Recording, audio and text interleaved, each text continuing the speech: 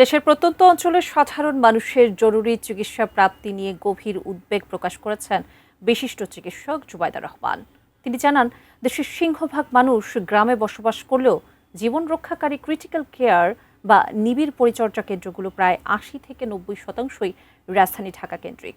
জেলা সদর হাসপাতালগুলোতে ক্রিটিক্যাল কেয়ার ইউনিট নিশ্চিত করা গেলে মৃত্যুর হার কমানো সম্ভব বলে মনে করেন তিনি।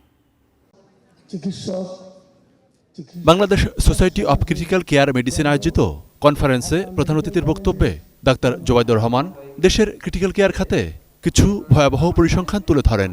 বলেন, দেশে প্রতি ১ লাখ জনগণের বিপরীতে সাধারণ হাসপাতালে বেড রয়েছে মাত্র ৯টি, আর ক্রিটিক্যাল কেয়ার সুবিধার সংখ্যা প্রতি ১ লাখে মাত্র ১.৭%। তবে সুষ্ঠু পরিকল্পনা থাকলে সীমিত সম্পদেও ভালো চিকিৎসা দেয়া সম্ভব। দেশ হিসেবে আমরা জনসংখ্যায় বিশাল, কিন্তু সামর্থ্য সীমিত। তবুও এই বাস্তবতায় সঠিক পথ বের করতে হবে গুরুতর আহত অথবা গুরুতর অসুস্থ রোগীদের চিকিৎসা প্রদান করার জন্য। তিনি বলেন, ৬৪ জেলার মধ্যে ৩৮টি জেলায় স্থানীয় হাসপাতালে কোনো ক্রিটিক্যাল কেয়ার বা নিবিড় পরিচর্যা কেন্দ্র নেই। দেশের ৬৮ থেকে ৭০% মানুষ গ্রামে থাকলেও আধুনিক চিকিৎসা সরঞ্জামে সজ্জিত আইসিইউগুলো মূলত শহরের হাসপাতালগুলোতে সীমাবদ্ধ বলে মন্তব্য করেন তিনি। প্রত্যন্ত গ্রামাঞ্চলে ক্রিটিক্যাল কেয়ার প্রদান করতে না পারলেও অন্তত প্রপারলি ইকুইপড অ্যাম্বুলেন্স দ্বারা রোগীদের সদর হাসপাতালে আনা যায়।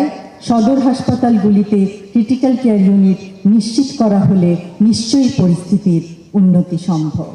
আশা করব আগামীতে ক্রিটিক্যাল কেয়ার চিকিৎসা সেবার অভাবে মৃত্যুর হার যেন আর বেড়ে না যায়।